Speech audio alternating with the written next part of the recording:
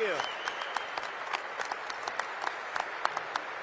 Wow, that was a nice place with the best sound system. I don't know who did. Sounds like the finest opera hall in anywhere in the world. Let's come back here more often. So often you have sound systems that aren't the greatest. And there's nothing worse, making a speech when nobody can hear you. This is beautiful and it's a great place. And Memphis has to like me because I have a lot of friends here, and they were not happy a year ago, 2 years ago, 4 years ago, and now they said, we can't believe what's happened in terms of crime, in terms of what's gone on and the job that these people and some of the great people, many of the great people in the audience have done. And that's why I'm here today. In fact, we were going to cancel because we have a couple of events going on, as you probably noticed. So they said, oh, we'll cancel Memphis. I said, we're not canceling Memphis for anything. We're not canceling.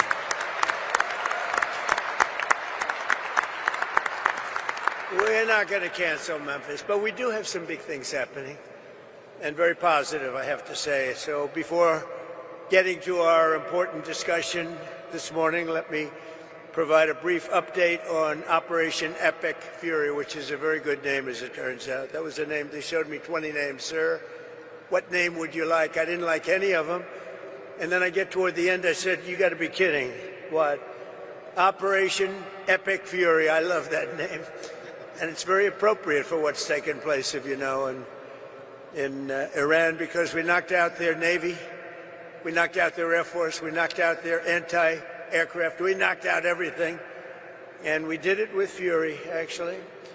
As I announced earlier, based on preliminary conversations between the United States and Iran over the past 2 days, I've directed the Department of War to temporarily postpone planned strikes against major energy and electricity targets in Iran. They have very, very big, new, actually, and very expensive, billions of dollars it costs to build them. One missile, one of our powerful ones, and it comes down to the ground like it was made out of dust.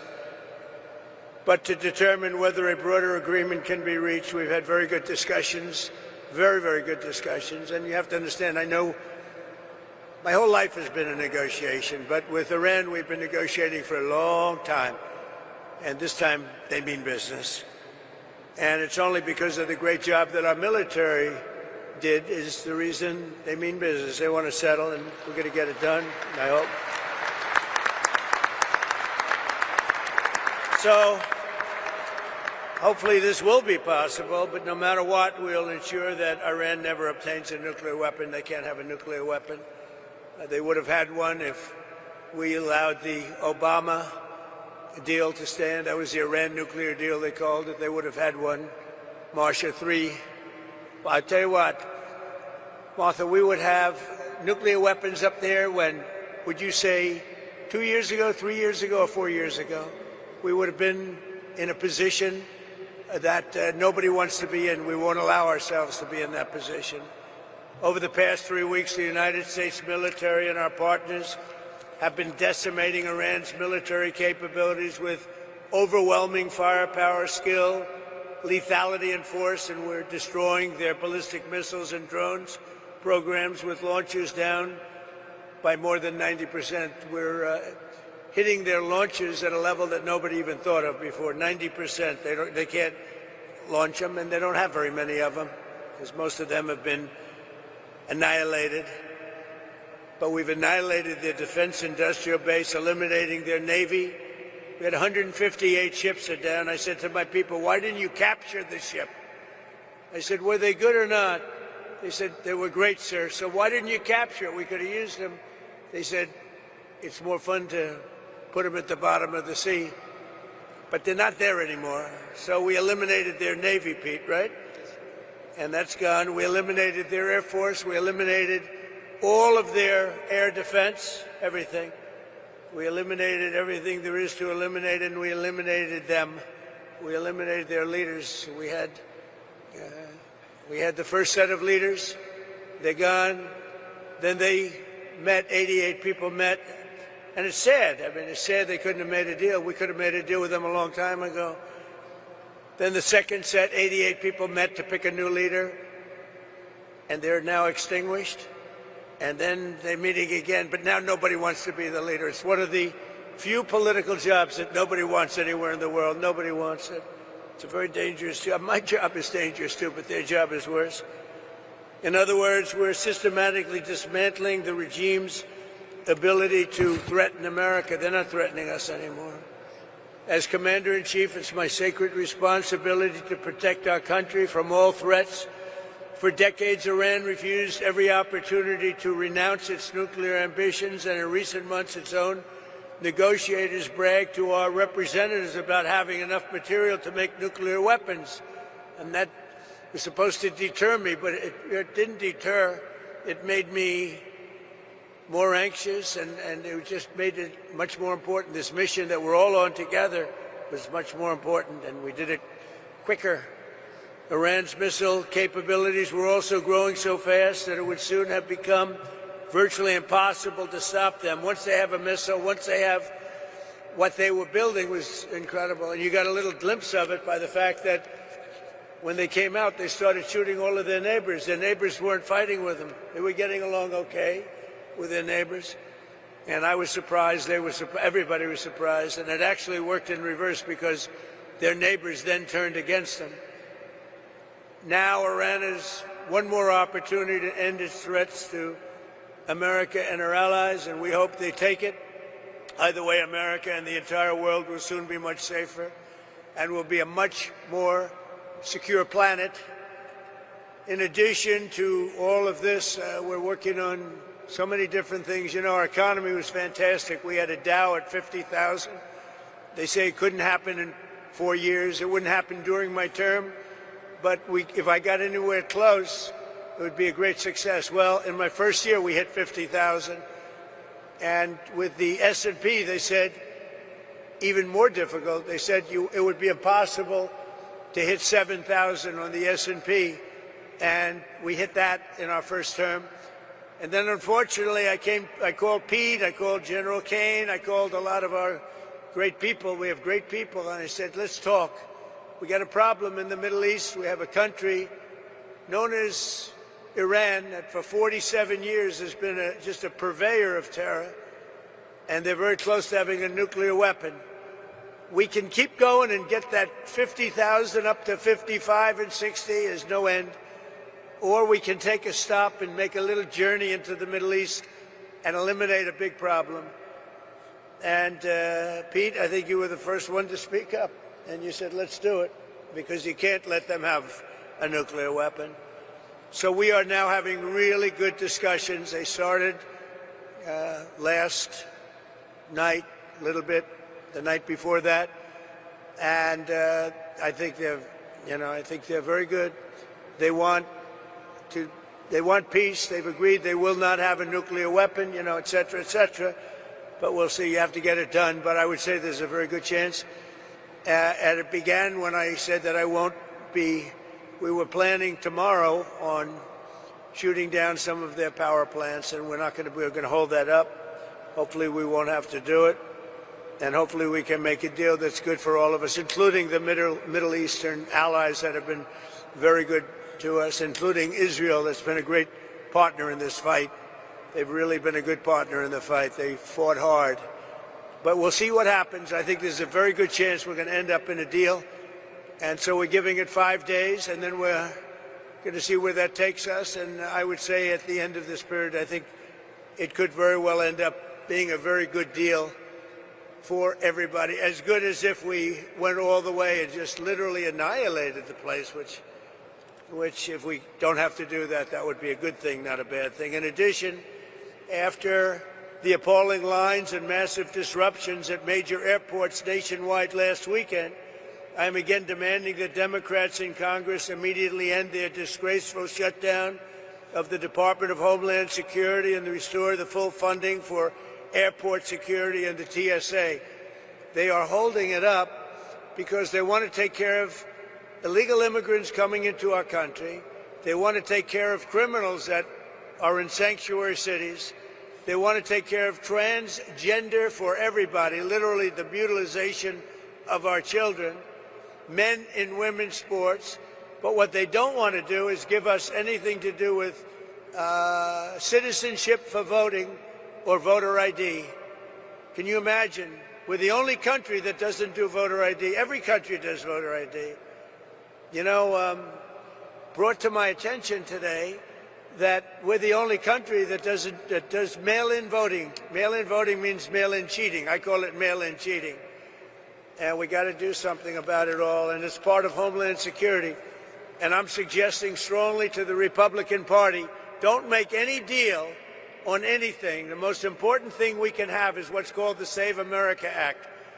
Don't make any deal on anything unless you include voter ID, and you have to be a citizen to vote. You have to show citizenship to vote. Very easy to do.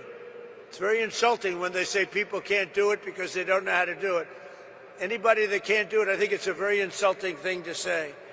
The Democrats are fully to blame with the struggle of the great American public is going through at the airports. They're going through a big struggle right now, and we just put ICE in charge, and they're helping TSA, the agents, and they're working together so far very well. I actually suggested that in the airports they take off their masks, and they did that. In the airports, I'm a big believer in the mask because we have, you know, Biden allowed hundreds of thousands of killers into our country. We're rapidly getting them out, by the way.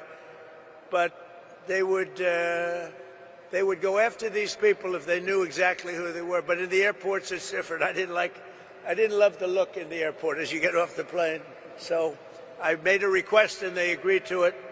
So they're not going to be doing that. We would also bring out, if we don't have enough, we will bring out the National Guard, and where we need it to help out at the airports. But we're not going to let this happen. It's extortion by the Democrats. They're holding up money that's already been approved, and now they're willing to go $5 billion reduction in ICE in order to get the approval on a deal that they approved, the great big beautiful deal, which is the biggest tax cut in history, the biggest regulation cut in history. They want to basically renegotiate a deal that they already approved, and they're doing it largely for a criminal element. So also the Democrats are putting our country at great risk during this period of time, a period that they call a war. They call it a war. We call it a military operation. Their leaders during this time are, as you want to say, they're in a never-never land. Schumer is gone. I mean, he's a Palestinian. He should be fighting on the side of Palestine. He's actually become a Palestinian leader. I don't know. I've never seen a man change so much. He used to be pro-Israel. Now he's pro-Palestine. I've never seen anything like it. And, he's worried he's going to lose his next election, which it only depends if anybody runs against him. If anybody runs against him, he'll lose. But he's gone very wacky and very dangerous for our country. But we want all of those things. We have to have them. We want voter ID. We want proof of citizenship as part of our funding.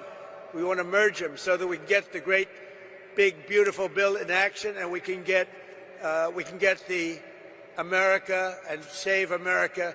They called it the SAVE Act, but nobody knew what the SAVE Act was. So I said, you have to call it, under any circumstances, you have to call it the Save America Act, because everybody knows what that is.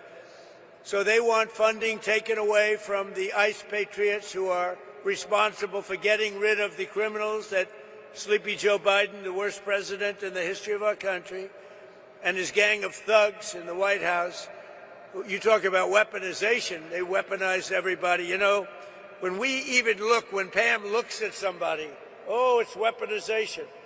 They've indicted me. What they've done to me and everybody else, it's a disgrace. They're the weaponizers, and what they've done to people, can never let that happen again. We can never let them get away with it again. They are the greatest weaponizers.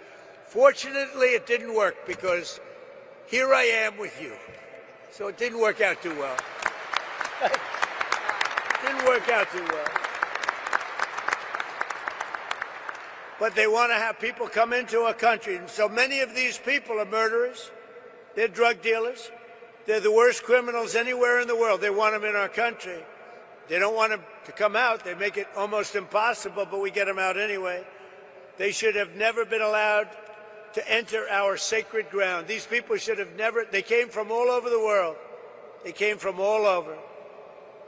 They came from the Congo in Africa. They came from all over South America, Asia, everywhere. And they were from jails and mental institutions. They were drug dealers. They were murderers. 11,888 murderers. In any event, the Democrats are being blamed by the American people for the catastrophe going on right now at our airports and at other points of transportation and beyond. And we want the public to know we're not going to let them out of this trap that they created for themselves. And I'm suggesting very strongly that the Republicans, in going for the Save America Act, that you weld it into exactly this, because voter ID is part of Homeland Security. Think of it. We're talking about two separate items, but they're really the same. Voter ID is part of Homeland Security. And citizenship, proof of citizenship, is part of Homeland Security. So I think it should be welded in. I think it should be together. You should vote together, because the public has not liked what they've done at the airports. And they've done it, and the public understands it. They've gotten wise to them. Republicans do not settle with Democrats and let them out of this hole that they've buried themselves in. You have to take the votes in the Senate to approve. You need votes to approve. We have to get Democrat votes. And at a certain point, if you could get rid of the filibuster, it would be great. It would be great. Get rid of the filibuster and get it all done. So we'll get it done. We want another thing. We can, or we don't have to, add those other items. And by the way, they say they're 80-20 items. They're not 80-20. They're 99-1. Men playing in women's sports is a 99-1. You look at transgender mutilization of our children, that's a 99-1. And we have that in the bill, too. So they won't sign it. Then let the people reject them. And what we have to do is we have to win the midterms. This is the most important election, because all of the gains that we've made, we built the greatest economy, the greatest military.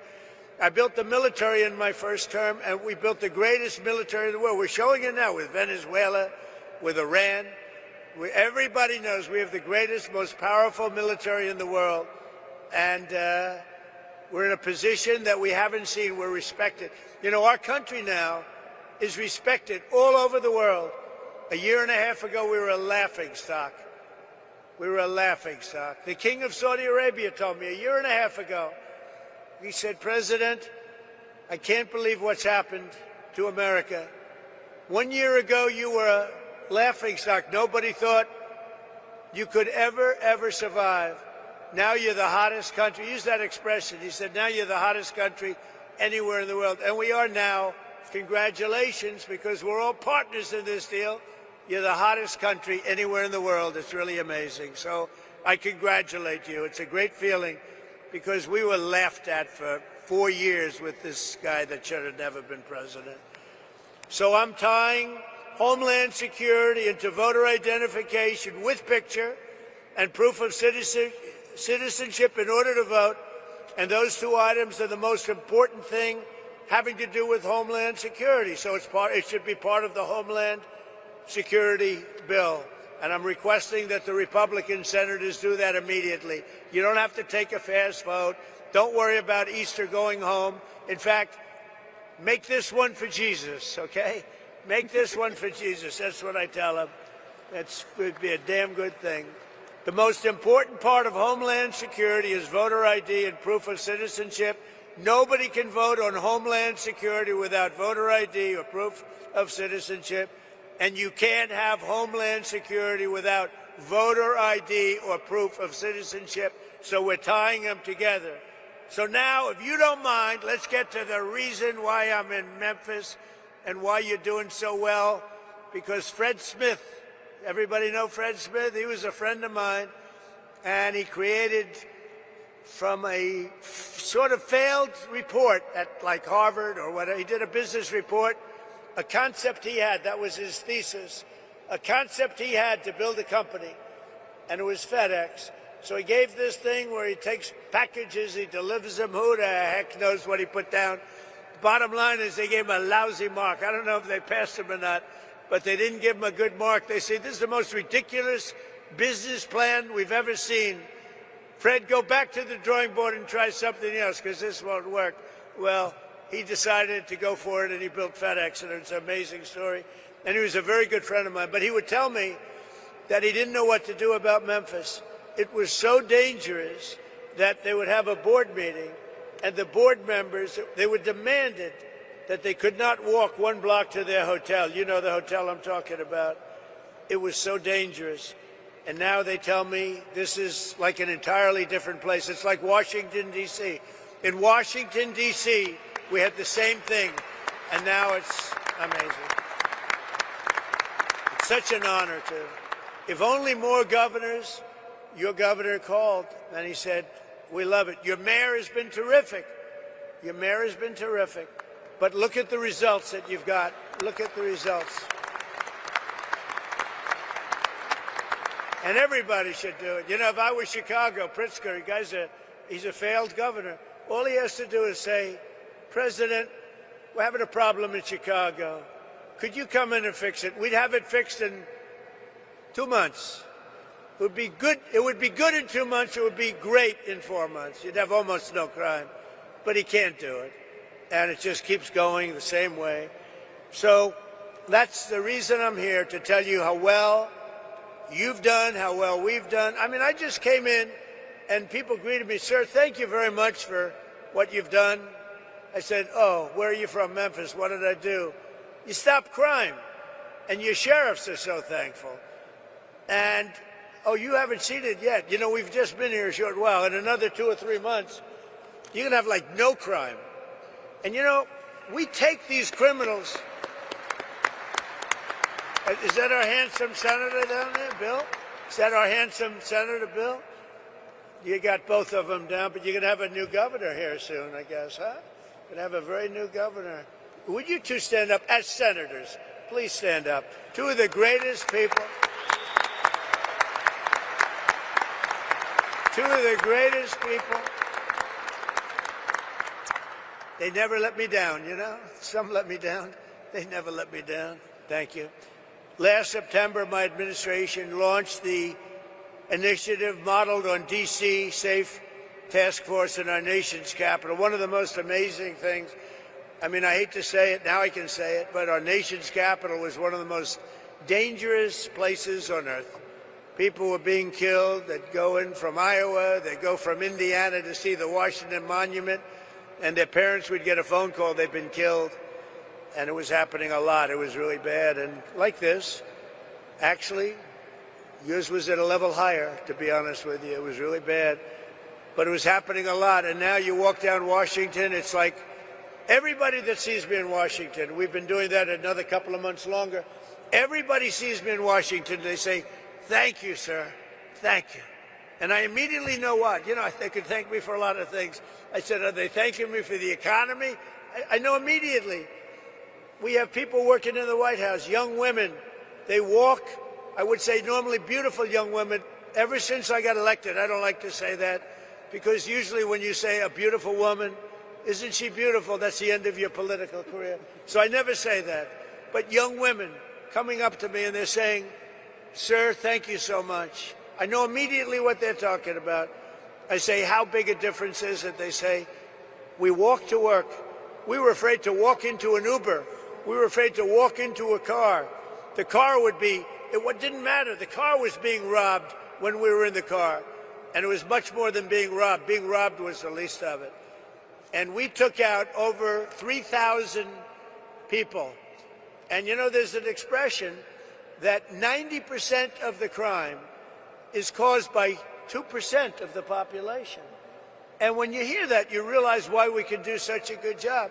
We moved 3,000 people out, permanently out of Washington. These were career criminals. Many of them came in through the Biden open border disaster. They came in. They weren't there. They came in. They said, we want to live in Washington where they'll take good care of us, give us plenty of welfare.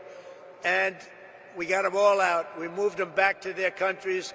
Sometimes we'd put them in prison because they were so dangerous. We had one person who killed 4 people. in a short period of time. Many of the people, 11,888, 50% of them in our country, they came from jails. Other countries opened their jails and let them into our country because Biden and his great border czar, the border czar who never once went to the border, never once called Border Patrol. But his great border, perhaps you've heard her, Kamala. Has anyone heard of Kamala? She was the border czar. That was like having nothing as a border czar. And they poured into our country, and they made our country very, very unsafe. And the job that ICE and Border Patrol have done, they don't get the appreciation they deserve. They are great American patriots. They're incredible people.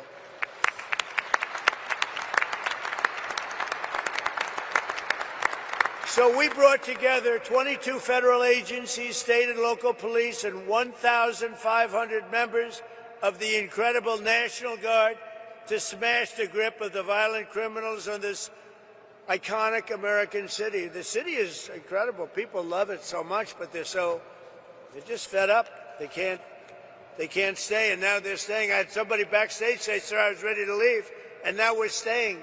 I said, "Don't worry, it's going to get much better. Just takes a little more time." Like our D.C. efforts, the Memphis Task Force has been led by our Director of U.S. Marshal Services, Gaddy Seralta, who's incredible. Where's Gaddy? Gaddy, you are unbelievable. And I want to thank you for the work. He did a job in Washington. So when I heard Memphis, I said, I want the same guy that did Washington. Because that went, you're going to tell us when you get up which was more difficult, all right? But members known all over the world as the home of Graceland. You know I'm going to see Graceland after this? I think. Is that right? I love Elvis. I never met Elvis. Everyone said, did you? I met them all. I met Sinatra. I knew all of them. I never met Elvis. Sometimes I feel I should tell the little fibs that I knew him well. I love Elvis, but I never met him. But I'm going to go see Graceland after this, I think. I'm sure it's not going to be a very long stay, but I want to see that. But for years prior to our involvement, Memphis had become known for something else, being the murder capital of the USA. That's not a good title. It was averaging far more than one murder per day, with a crime rate higher than Colombia, Mexico City, or Baghdad. In the year, I shouldn't be saying this, but here's the good news. It's been fixed, all right? I hate to say this because it's so negative. It's so negative. In the year before I took office, Memphis saw more than 12,500 violent assaults, 429 rapes, and 7,600 burglaries and armed robberies. And I mean, it was getting worse. This catastrophe was a result of years of local politicians, judges, and prosecutors who sided with violent criminals over law-abiding citizens. Basically, liberals, or now they like to go with the word progressives. You don't hear liberal. They're liberal. I don't like progressive because it's a beautiful word. You know, they use progressive because that's the only thing they're good at, politics, I guess. You know, they're bad at policy because all these policies are bad, but they're great at politics, and they do stick together. They stick together, they're good at politics, but they're bad at policy because they can't sell open borders, they can't sell transgender for everyone, they can't sell men and women's sport, so they can be the greatest politicians in the world, and that's why I'm here instead of them, I guess. But just as we have in D.C., here in Memphis, we've achieved one of the largest, fastest declines in violent crime ever recorded. So that's something, right? Ever recorded. In fact, you're half a percentage point away from the record, so we'll catch them in the next month or two, all right? I think that's going to happen. But that includes a 60% drop in robberies, a 74% drop in carjacking, and motor vehicle thefts. We have always achieved numbers that are good. These numbers are right on line to be among the best that we've done, and wherever we do this, we have very similar results. We were in New Orleans, where the governor called us, as you know, and we went to New Orleans. They just had Mardi Gras. They said it's the first, it sounds terrible, but it's the first Mardi Gras we've ever had where there was no murder. Can you imagine? Doesn't sound too good, but, you know, we're talking about the facts. And they said we had the lowest crime that we've ever had on Mardi Gras, which is almost almost nothing. We went there about 4 months ago. We did a great job. So we've achieved a 70% reduction in murders from the peak in this place. In total, we've arrested 7,000 criminals, seized more than 1,100 illegal guns, taken more than 1,000 pounds of illicit narcotics, and rescued more than 150 missing children, making their parents beyond happy.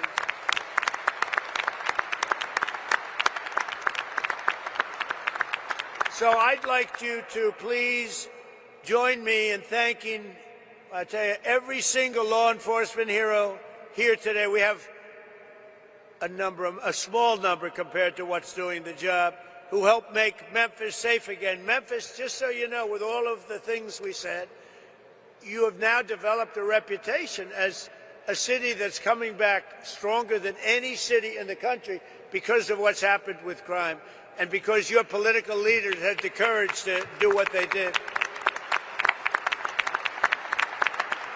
So I'd like you to also say a special welcome and hello to the Tennessee National Guard, the Memphis Police Department, ICE, CBP, the ATF, DEA, Homeland Security Investigations, the U.S. Marshals, the Tennessee Highway Patrol, and all of law enforcement. Everybody got together and they said, we're going to make Memphis great again. And they really did. It's so good. But, you know, I talk about how good it is. We're at 75%. Some people say 80, 81%. That still leaves 20%. You're going to be down in another 2 months, 3 months, I think, Addie. We're going to be down. We're going to be down to almost no crime. You're going to be an almost crime-free city. You're going to be so proud of it. People are going to stay. They're going to actually come back because you have everything going, but you have that one horrible cloud over your head. And essentially, people know it's happening, but essentially in another 2 months, you're not going to have anything. You're going to have a virtually crime-free city. So today I'm pleased to announce that the Secretary of War used to be the Secretary of Defense. We made a minor change. We like the sound of it better. That the Secretary of War has just signed a directive to ensure that all National Guard members serving on this task force, as well as in D.C., New Orleans, and our border security missions, will receive the same benefits as active duty troops because you deserve it. That's not bad. That's not bad.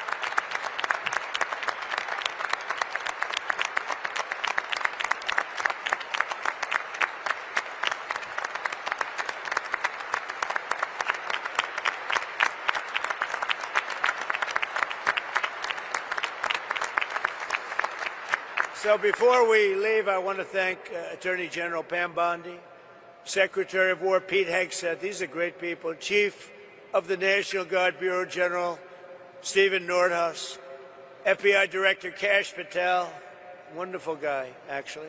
You had to get to know him. Once you get to know him, he's a wonderful guy. I've known him too long, right? He's a good guy. DEA Administrator Terry Cole, what a job he's done. Acting Director of ICE, where's Terry? Good job, Terry. What a job. In Washington, too. Acting Director of ICE, Todd Lyons. Todd, great. Thank you, Todd. Good job. Head of the ATF, Rob Cicada. Rob. Thank you, Rob. Head of the Tennessee Highway Patrol, Colonel Matt Perry. Thanks, Matt. And head of the Tennessee National Guard, Major General Warner Ross. How are you? You guys look Central Casting. These are Central Casting people. What did you need us for? You didn't need us. Anyway, they had to let you do your job, right? They're letting you do your job now. Thanks as well to Tennessee Governor Bill Lee for the outstanding job. Thank you very much, Bill. We appreciated you for it.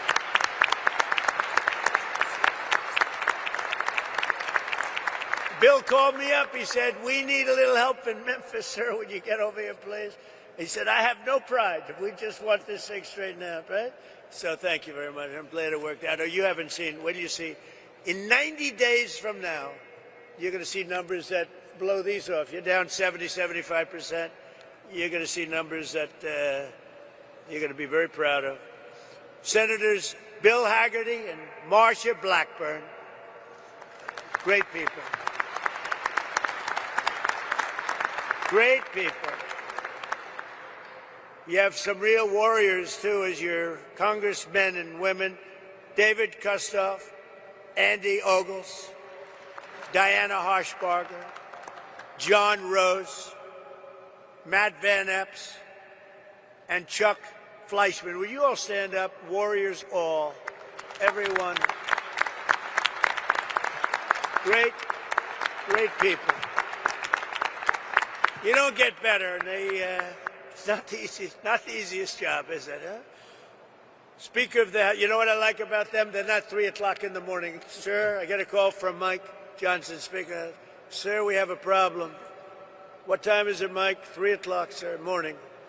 We vote at 9. We need, it's always the same, you know, it's like 8 or 9. Sir, could you call them for us and see if you can get their vote? 3 o'clock. Call them up. Hey, Jim, how you doing? Hello, sir. I'm not there. I'm not there. Well, you got to get there. 9 o'clock, you got to vote. Sir, could I have a little breakfast so we could discuss this bill? You know, like a perfect bill, like, you know, voter ID or something. You know, a bill didn't have to be too great to do it. Said, could we have maybe a little breakfast at the White House, sir? So, because I can get there, but I'm just not there. Come on over for breakfast, Bill. You know? I got a lot of them, too. I have about 9 of them. But these are the people we love. These are the people we love. So I want to thank you all. Speaker of the Tennessee House of Representatives, and I hear this guy, I hear he's fantastic. Cameron Sexton, where is he? I have heard such good things about you. And you're working on a very specific bill right now. I know all about you. That's great. Let me know when it's finished, you know. You got to send me a copy, okay? That's great. Thank you, Cameron. You're doing a great job. Shelby County Sheriff Floyd Bonner. Thank you, Floyd. National President of the Fraternal Order of Police. Oh, that's a big one. He gave me his endorsement. Patrick Yost. Where's Patrick? He gave me his endorsement. I said, well, what's your endorsement worth? How many members? He said, sir, we have 490,000 members. I said, that's a good endorsement. Patrick, do you think anybody outside of, within law enforcement, did anybody vote for Kamala that you know of? Don't say it. You're going to get yourself in trouble. Don't say it. But thank you, Pat. That's great. We had an unbelievable, I do believe we got 98, 99% with law enforcement. And why not? President of the National Sheriff's Association, Chris West. Chris, thank you very much. Thank you, Chris. Stand up, Chris. Thank you. Well, why are you so far back there, Chris? You deserve to be in the front row. The National President of the Federal Law Enforcement Officers Association, Matt Silverman. Great guy, too. All great guys, all guys we know. All guys, thank you, Matt. They're all guys that supported me, Pam, every one of them. For years, our leaders allowed entire cities in America to be destroyed by crime, drugs, and gang violence. Tolerating this violence was always a choice. 19 of the 20 most dangerous cities in America are run by Democrats. I'm surprised. I thought it was 20 of 20. I don't know why it's 19. I don't believe it. It's like, I heard it was 25 out of 25. Well, I'll find out about it because I don't believe it's right. Whoever wrote that statistic is wrong. But under the Trump administration, we believe that no city or neighborhood should be left behind. In Memphis, the crime became so horrible that residents were made prisoners of violence in their own community, in their own home. But with the help of the great people right here at this table and right here, it's a whole different story right now. It's changing fast, and it'll be record-setting in a very short period of time, and I'll be here to celebrate it with you. You know, it's a very special state to me. I won this state bill by numbers that nobody's ever won it before. We have the all-time record for votes, so I happen to like the state. I love Tennessee. Maybe someday I'll move to Tennessee. I might have to move there. No, I love it. You never know what that is. You know, you just have a relationship with the state. It's a lot safer than relationships with other things, I can tell you as a politician. But I especially want to thank Speaker Sexton, who's working with the task force to pass model bills that will be tough on crime to deliver permanent safety to the people of Memphis. And really, I don't know if you know, but they're looking at this all over the country, what you're doing. They're studying it. That's why I know your name so well. And all over the country, they're studying it.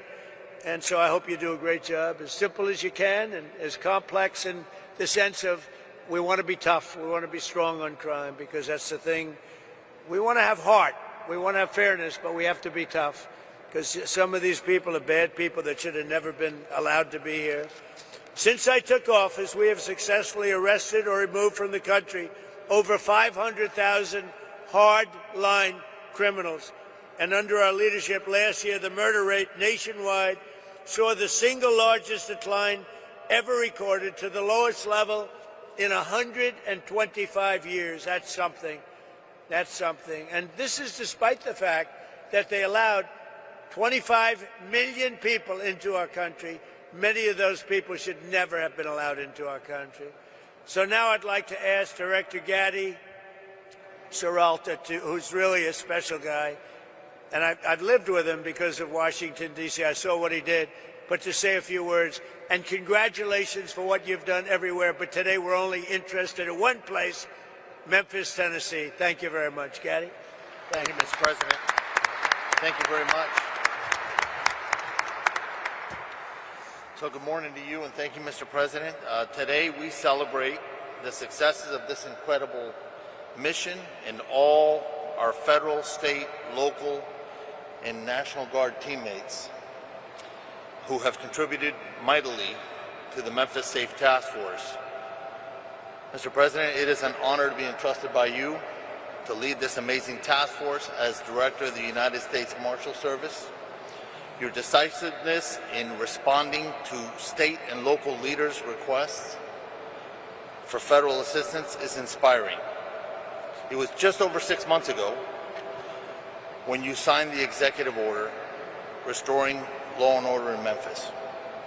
At that point, the city of Memphis was overwhelmed with unprecedented levels of violent crime, to include some of the nation's highest per capita rates of murder, robbery, and aggravated assault. Memphis residents could not safely enjoy a walk downtown.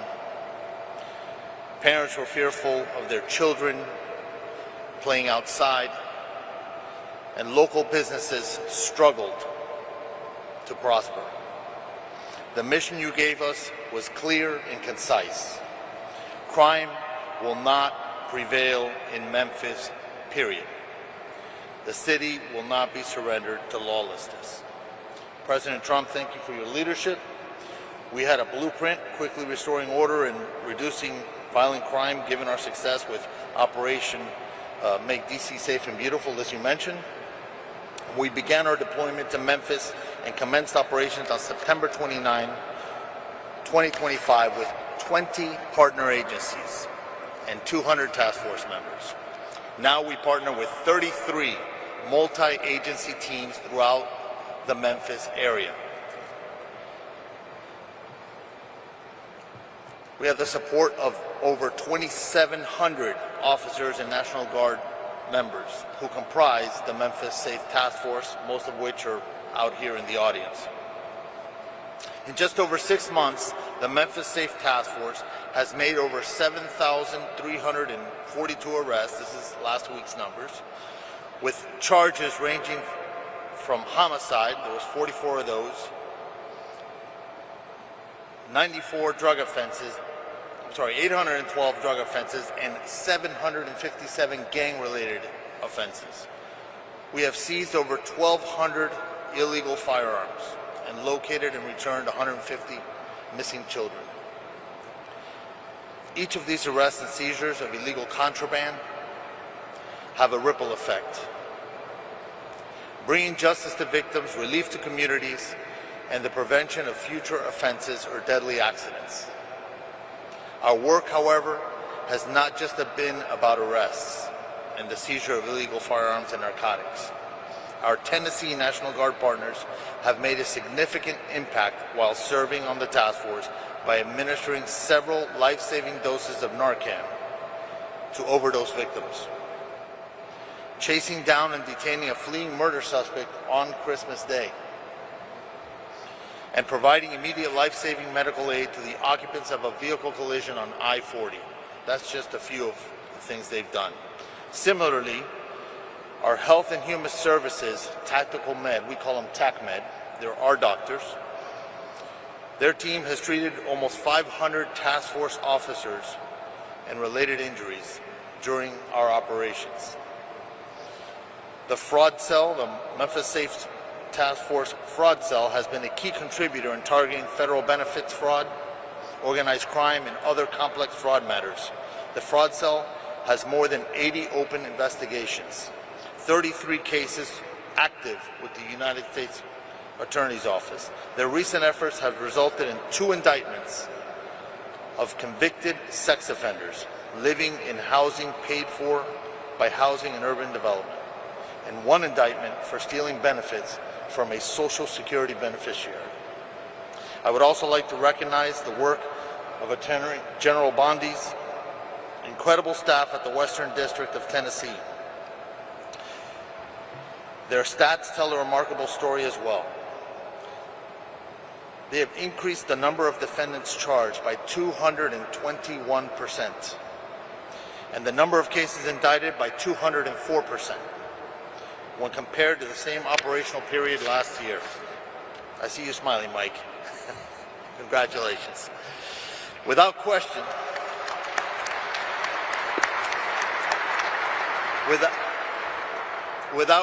the public safety outlook in Memphis has improved dramatically. In the past 6 months, collectively, our efforts have resulted in a 43% reduction in total serious crimes, 37% reduction in murder, 40% reduction in sexual assault, 56% reduction in robbery, 68% reduction in motor vehicle thefts, and the most impressive of all is a 65% increase in the solvability of the crimes that have been committed. These numbers are so impressive that it's often easy to just recite them without reflecting on significant positive impact that we have had on lives of Memphis residents. The city's residents and visitors are now more likely to venture downtown, and our local businesses are rallying back. Large-scale public events have shown improved safety outcomes, as demonstrated during the December 6, 2025 St. Jude Marathon, where 22,000 runners gathered without a single reported downtown burglary, compared to multiple incidents in the prior year.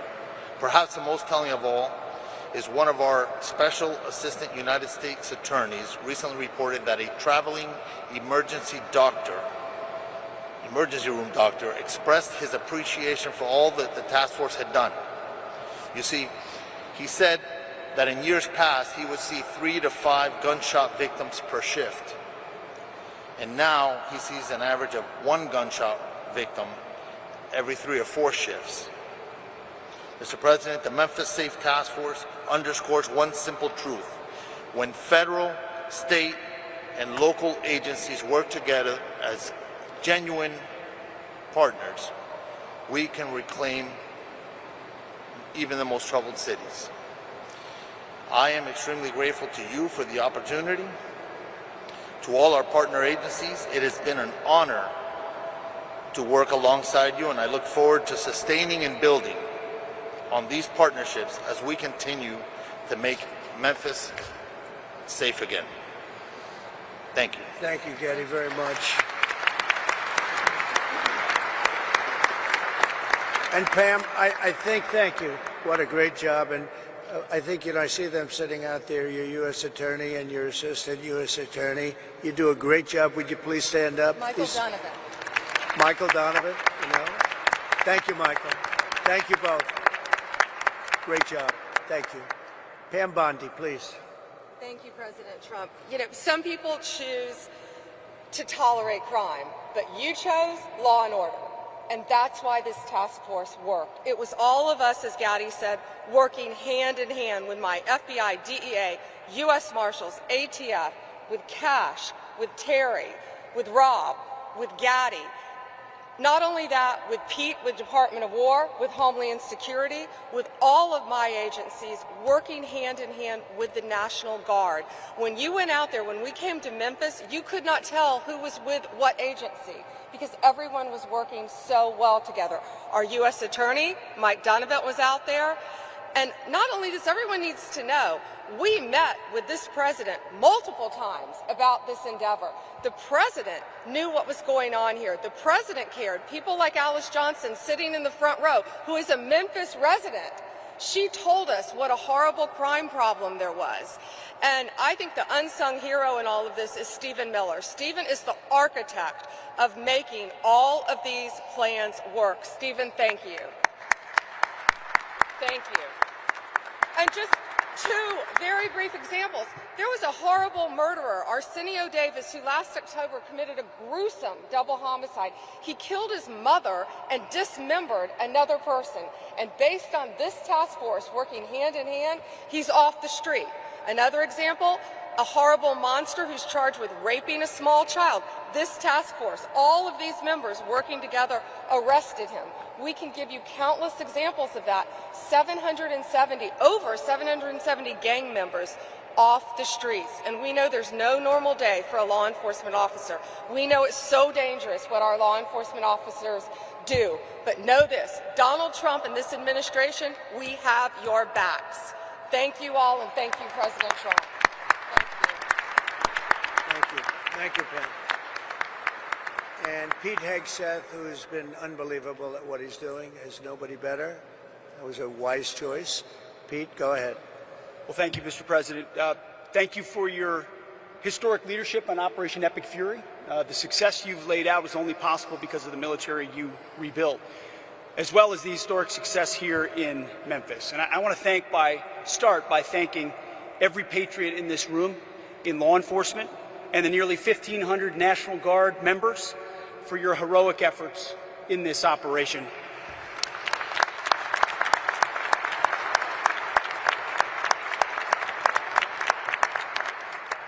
This is more than a task force.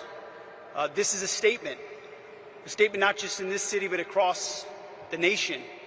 When I look around this table, I'm looking at people that we work with every day: Governor, Cash, this team, the National Guard, Pam, Stephen, as was mentioned, Gaddy, the Speaker, at the federal level and the state level, working hand in glove. It doesn't happen any other way. You see, before President Trump, our nation was set on a perpetual course of decline. Our defense industrial base had been hollowed out. Our military had lowered its standard, prioritizing equity over merit and lethality. And right here in cities like Memphis, our people were focused on enduring just what seemed to be the status quo of rampant, vicious crime. Well, they let those cities burn to the ground, literally. In the name of hollow humanitarianism, weak leaders, and that's what it is, it's weak leaders, previously provided sanctuary for hordes of dangerous, illegal aliens who preyed on our most vulnerable. Soft on crime, defund the police nonsense tied the hands of our brave law enforcement heroes while the bad guys ran wild. And the most basic tenets of public safety, the foundations of any civilized society, were labeled as too toxic to implement.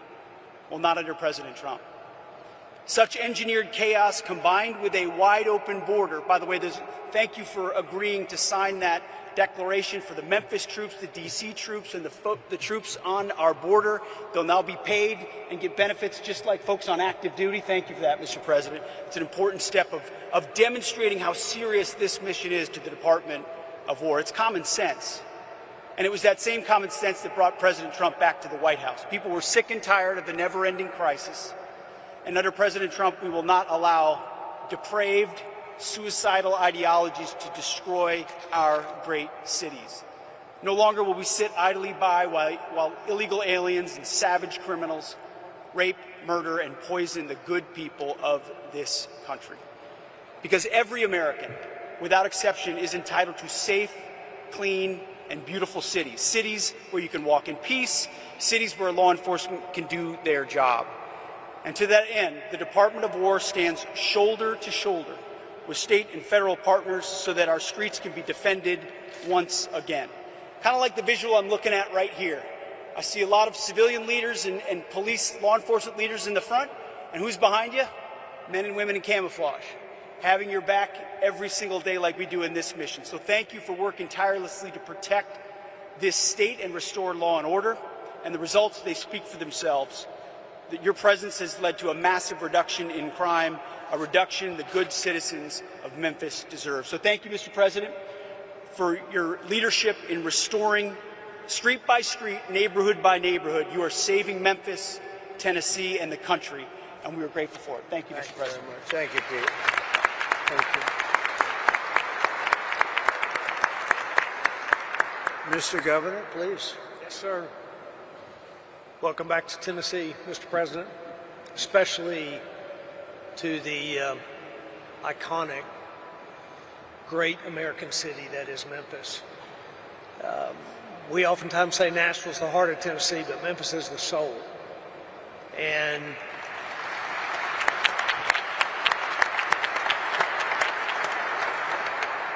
great businesses here, remarkable people, a true, rich cultural history, but a serious problem. And I want to tell you, even for me, today's a very important day, even personally. I'm a man who has loved this city all of my life. My grandparents, my mom born and raised, my family here.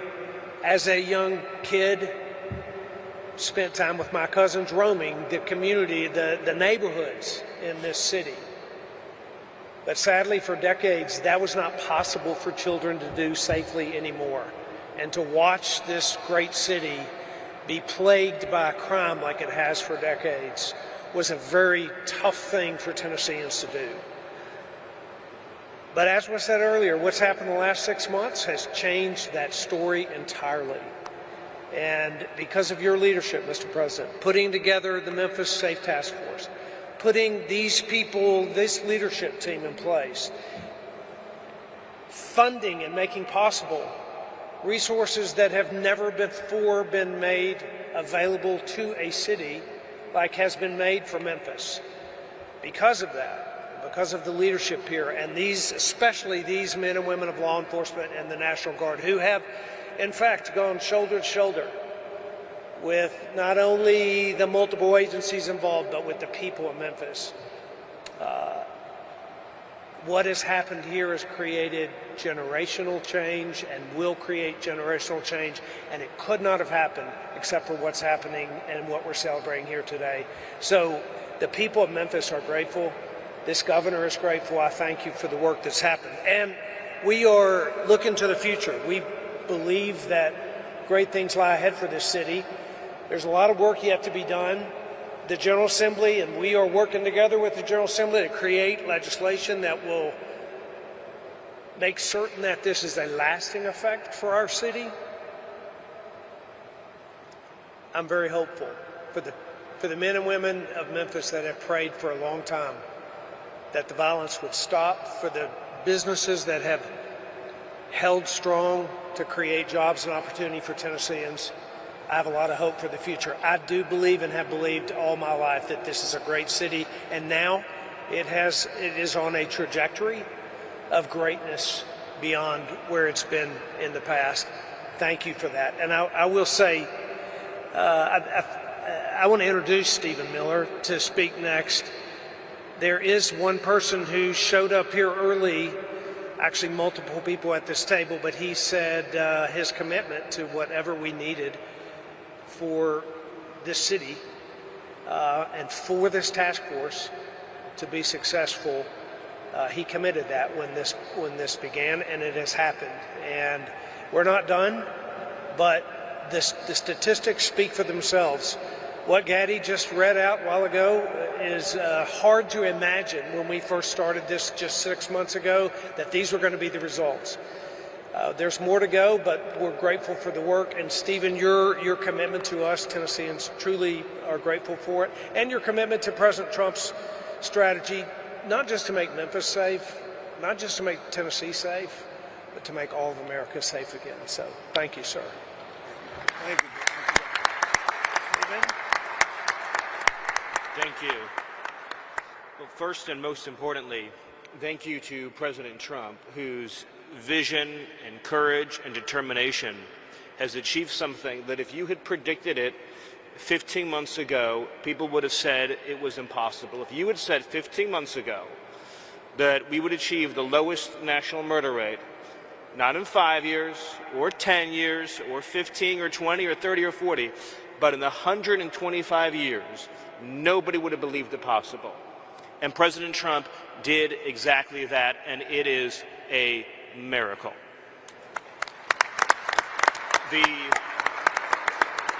Just think about this for a second. Under President Trump's leadership, the largest reduction in murders in American history, the largest reduction in violent crime in American history, the largest reduction in drug overdose deaths in American history, the largest reduction in fentanyl in American history, the largest reduction in illegal immigration in American history, and the largest number of criminals arrested, removed, or deported in American history, all done in 1 year. If I would just say this, if we had an honest media in this country, the statistics I just gave you would be 24/7 on the news. Nobody could have ever predicted such an achievement would be possible. The second thing I want to thank President Trump for is assembling the greatest national security and public safety team in American history, because President Trump believes in merit, in competence, in people who get things done. So you look around the table of who President Trump chose for these jobs. You start with Rob or Gaddy or Pam or Pete, Cash, Todd, Terry, the whole entire team. What President Trump put together has never been rivaled in history. That's how you get things done. He chooses people based on their skill, their competence, their ability, their determination, their dedication, and their loyalty, and you're seeing the results. So I just want to again thank President Trump, and of course thank the governor as well, who picked up that phone, called President Trump, and said, I want you to help make Memphis safe, although I bet the governor would agree he could never have imagined this safe, this quickly, this many people behind bars.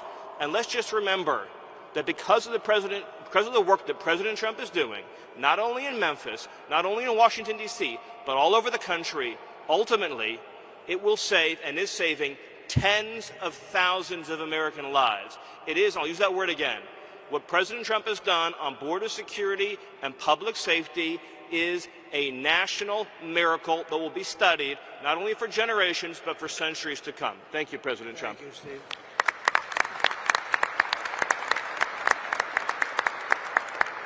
So, Cash, see if you can top that.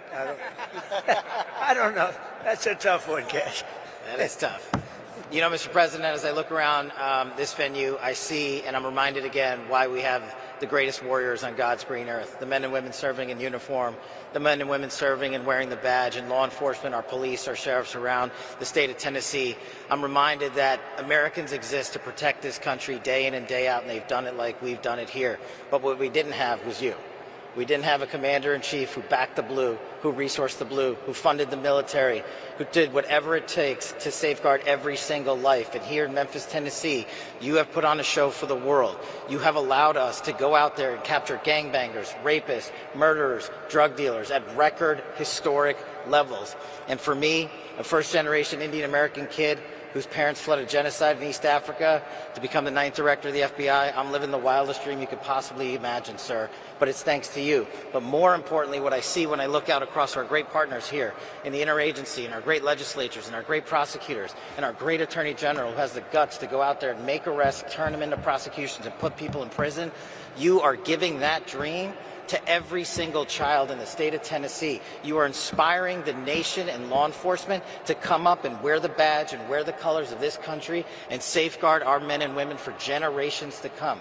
This is an enduring mission, Mr. President, because you have made it enduring. It is going to go on for generations to come. They are going to try to achieve what you accomplished here, what Stephen said, in just one short year, and they're going to be doing it for decades because America was smart enough to elect you as our commander-in-chief. So while we're out there fighting for the dreams of our children, just know, Mr. President, how many millions of dreams like mine are going to be lived thanks to your brilliant leadership. Mr. President, thanks for delivering America the safest country on God's green earth.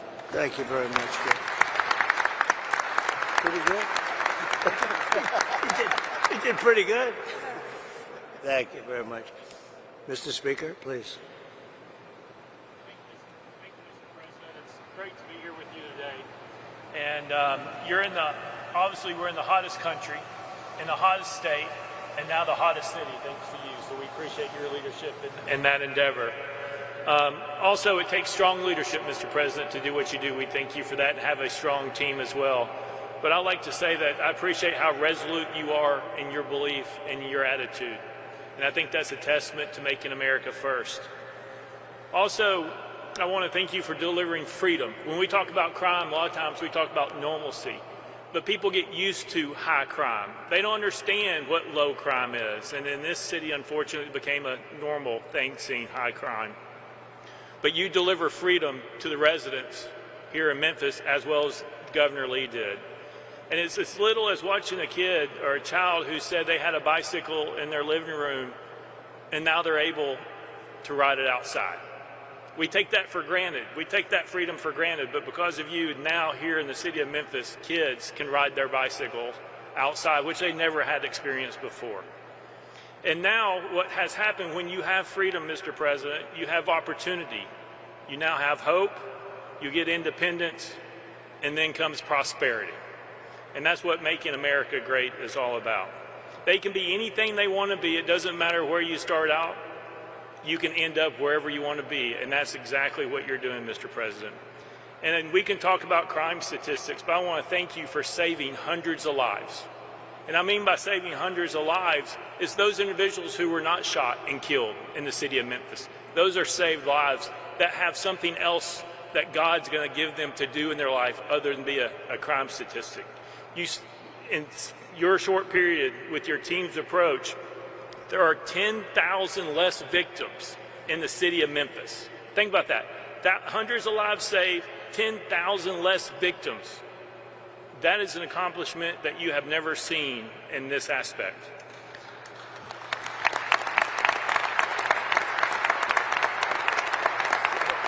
And I appreciate your strong team, all your individuals here, also a brilliant mind in Stephen Miller, who I've been able to work with.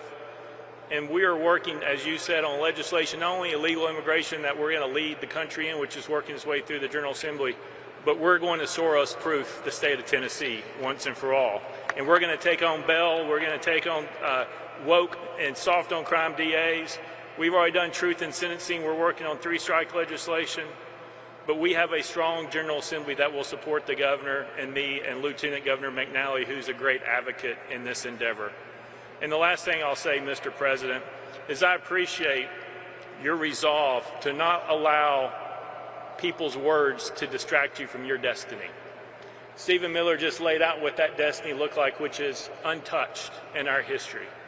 Thank you for being resolute and not allowing those who want to take you down or to cause you harm to allow you to continue fighting forward to make the America what we know it can be, as well as the city of Memphis. Thank you very much, Mr. President. Thank you very much.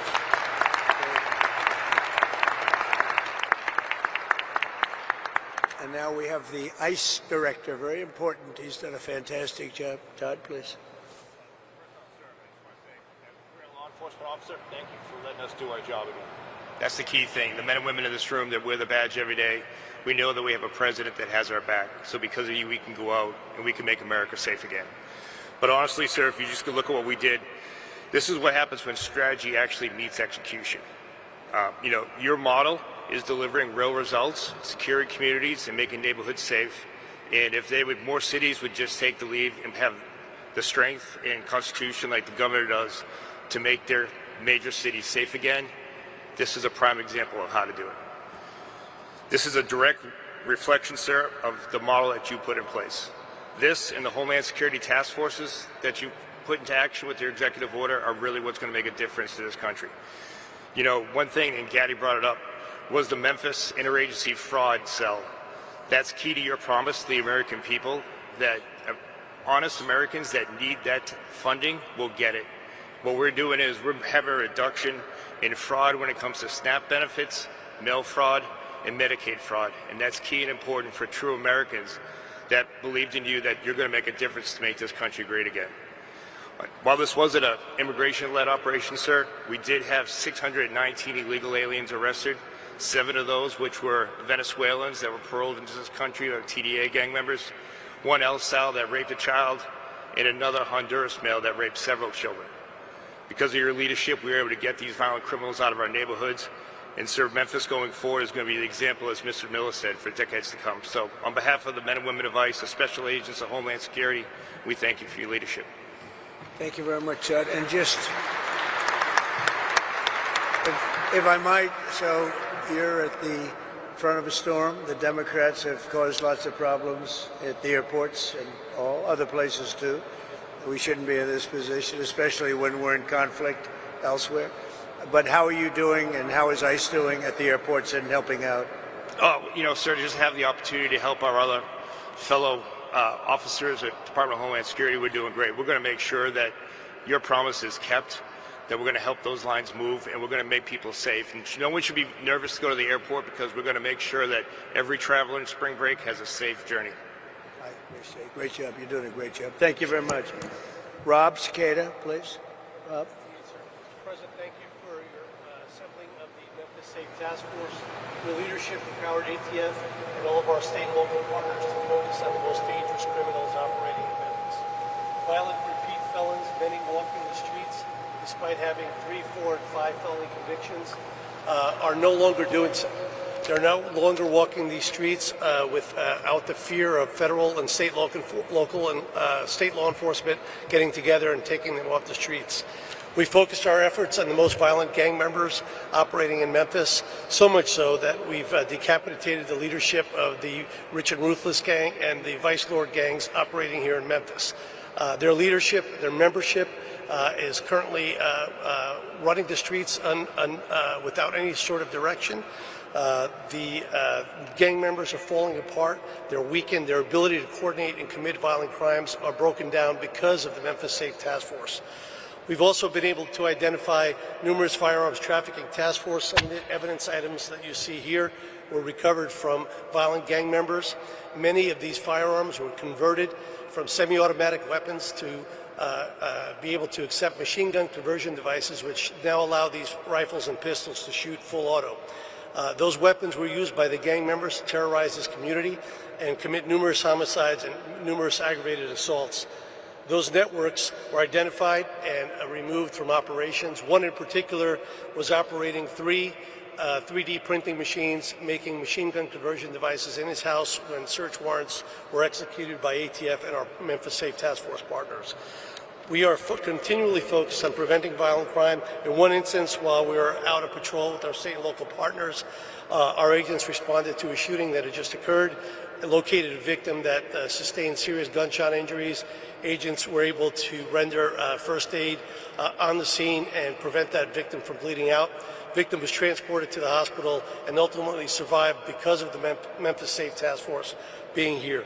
Our agents regularly talk to the members of the community. The community, when we first arrived, was in visible fear. They were afraid to walk out of their homes to the corner store. They were afraid to sit in their front yards because of being in fear of being victimized of a drive-by shooting. Those people are now approaching our agents and our partners, thanking us every day for being out there and taking the fear away from them so they and their family members could walk their communities and sit in their front yards and talk to their neighbors without fear of being killed or shot. So thank you for your support of law enforcement and for creating the Memphis Safe Task Force. Thank you, sir. Thank you, Rob, and you do a fantastic job. Thank you very much. One of the best crime fighters I know, really from personal experience, because I've watched him more in D.C. than here, but I get the reports on what's happening in Memphis. And Terry Cole, please say a few words. Great job. Mr. President, thank you for your leadership. It has given law enforcement the tools and the support to take this fight directly to the local street gangs, but also the cartels, the designated terrorists that are killing Americans. Your leadership is attacking not only the local street gangs here, but it's attacking the cartels in Mexico. It's attacking the cartels in Venezuela. It's attacking the cartels in Colombia and Ecuador. And it's setting the example for the world to see that they are designated terrorists. They are fueling the violence in our streets. The DEA, along with our local task forces, are disrupting the supply chain, dismantling networks, and saving American lives. This is America first. This is Americans first. The DEA is proud to stand along with our federal, state, tribal, and local partners here in Memphis with our amazing military and National Guard. The work has just started, Mr. President. We will take the battle wherever the battle leads us. But one thing can be rest assured. After you take Maduro out of Venezuela, after you take Mencho out of Mexico, after your diplomatic pressure forces the Mexicans to make a record seizure last week of 270 kilograms of fentanyl that was destined for the United States, this is truly due to your leadership. It's due to your partnership with law enforcement that enables us to do our job. A few small seizures from this task force is represented in front of you. Close to 190 kilograms of cocaine, close to 50 pounds of methamphetamine. But more importantly, this task force seized enough fentanyl to kill in lethal dosages close to 20 million Americans. 20 million Americans. In a separate case just outside of Memphis, working with our state and local law enforcement partners, we seized another 25 million lethal doses of fentanyl that was heading to our cities, heading to our streets. I will tell you, Mr. President, in my 3 tours here to Memphis to put on the gun, to put on the vest, and to go out in the community, I was welcomed. I was welcomed not only by an amazing Highway Patrol colonel and his team, but I was welcomed by the community. I was invited to front porches. I was invited to an ice cream social. But that was in between the hard work of the men and women of the DEA and this task force that we're conducting daily. See, personally, I served 4 search warrants with the amazing men and women of DEA and the Memphis Police Department and Tennessee Highway Patrol because I believe in the mission of where you lead from the front. So thank you for giving us at the DEA the power to do our job again. Thank you for giving us these amazing relationships with these task forces and the Homeland Security Task Force and the Memphis Task Force and the Washington D.C. Task Force. There's no command we won't go out and complete, Mr. President. We're here to execute your orders.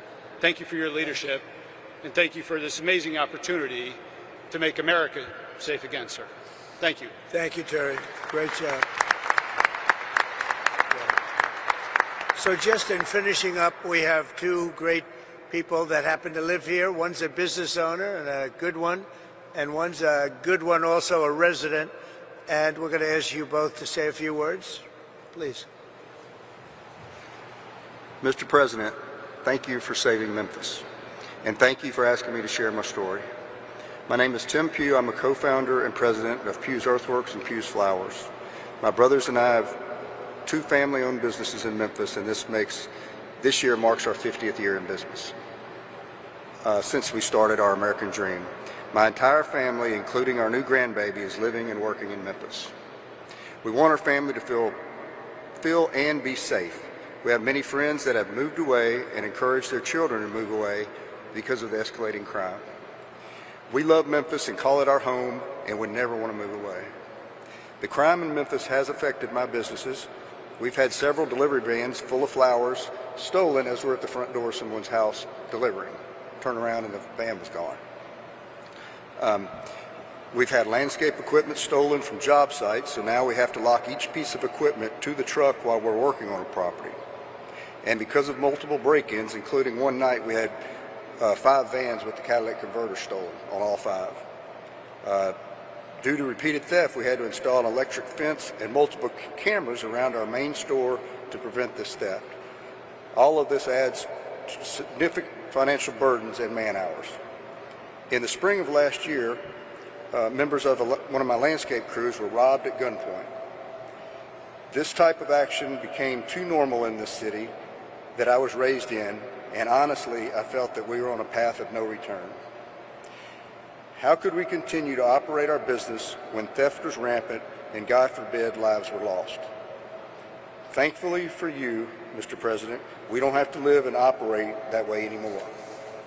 We have a great police force in Memphis, but they just needed reinforcements to get the crime under control. So thank you for bringing in those much-needed reinforcements. Our mayor is doing a good job. Each week he's sending out emails of the progress, and just last Friday he reported that crime was down well over 40%. Honestly, Mr. President, I feel like crime is down 100%, and that is because of what you've done. We want Memphis to grow and prosper, and to do that, you must have a low crime rate. People have to feel safe. That wasn't the case before, but now it is. Thank you to the task force and our city leaders for working together to make this happen. And thank you, Mr. President. Memphis owes you a lot of gratitude. Thank you. Thank you very much, Tim. Thank you. Great. And your business is doing well. That's great. It's going to get better and better. You watch. Thank you very much. Delisha? Thank you so much, Mr. President. It is a complete honor to be here with you today. Thank you for saving Memphis. My name is Delicia Ballinger, and I'm a lifelong Memphian, and I'm a mother. And I wanted to speak with you today, not just as a citizen, but as a mom who's lived through what Memphis has become. I remember a different Memphis. I remember when the city felt alive, when families didn't have to think twice about safety, when kids could just go outside and just be kids. We had places to go, things to do, and a sense of pride about where we come from. But over the years, that Memphis has faded, and what it was replaced with was fear. Before the Memphis Safe Task Force, I just didn't hear about crime, I lived it. I watched friends and people that I loved lose their lives to the senseless violence. I've attended funerals that never should have happened. I've seen families torn apart, mothers grieving, and children growing up without parents, all because of violence that felt like it would never end. And those moments stay with you. They change how you see everything. But nothing's changed me more than becoming a mother. Because now, it wasn't just my life that I was worried about, it was my children. There were days where I wouldn't let them go outside, not because I didn't want them to, but because I was afraid what would happen if I did. And the fear of stray bullets, the sounds of gunshots at night, constantly wondering if they were truly safe. And that fear became real in a way that no mother should ever have to experience. At just 5 years old, I could have lost my son.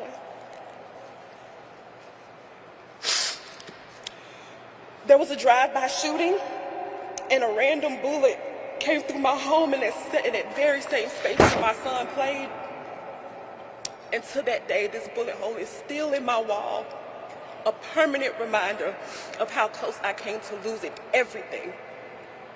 My family we are good people. We work hard every day to have everything that we have, only to have it taken away from us. We've experienced multiple burglaries in our home, and it wasn't just the material things that were stolen, it was our sense of security, our peace, our livelihood. And that violence just wasn't inside of our home, it was all around us. Just literally 4 houses down from where I live, a grandmother and her child were shot. I remember what sounded like almost 30 gunshots ring out. Yellow tape covered the street.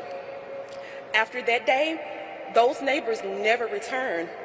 Their home now, with a for sale sign, stands as a reminder of a fear so deep that they couldn't come back to the place where they almost lost their lives. And that feeling, that fear, is something that my family knows all too well.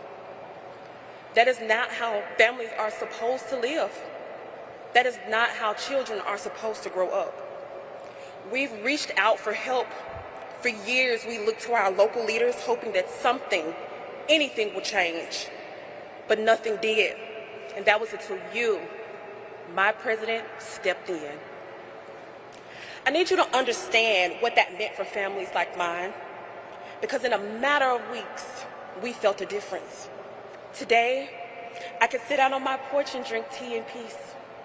My children can go outside and play in our backyard again, and for the first time in 5 years, I don't hear any gunshots in my neighborhood. It's been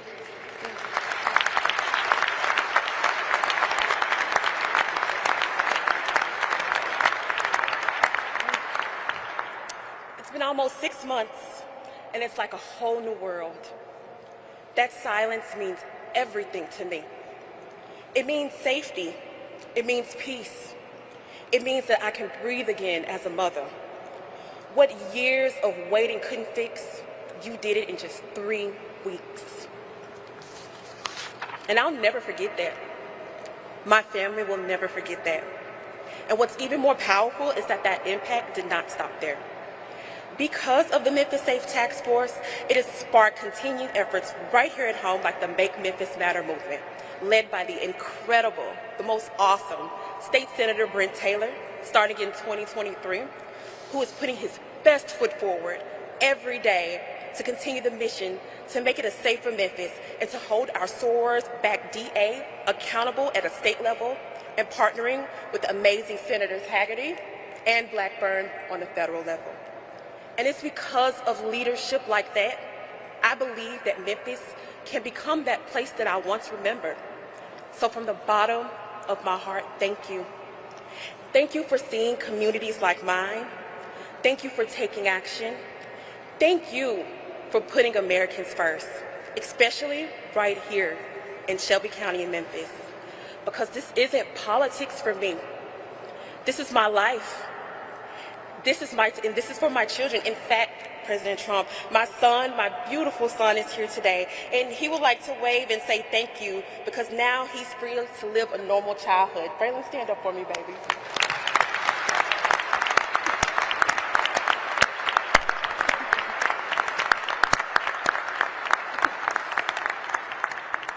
And because of that change, we finally have a sense of normal again. Again, from the bottom of my heart, I truly don't have the words to share how much I appreciate you. Thank you so much, sir. Memphis loves you, President Trump. Thank you. Thank you very much. Wow. I don't know, Delisha. I think we're going to have to give her MVP, right? MVP, Delisha. That's a great job. Thank you very much.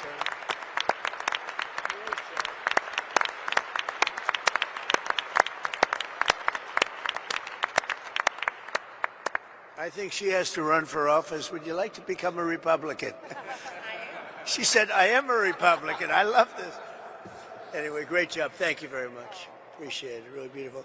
So you're going to see some fantastic results. You already have, but you're going to see some numbers that are going to bring you into a level that few cities attain. I want to thank the governor. I want to thank the state. The state is just a fantastic state. The first day I stepped in it, we were leading by 30 points, and it never went down. It just only went up. So it's something special. We have a bond. We have a special bond. You know, you can be a politician, but when you win something in landslide, you have a very, very great feeling. And I want to tell you, this is a very, very successful, beautiful state, and I love Tennessee. Thank you very much, and congratulations to Memphis, and fantastic job. Thank you. Thank you, everybody, very much. Thank you.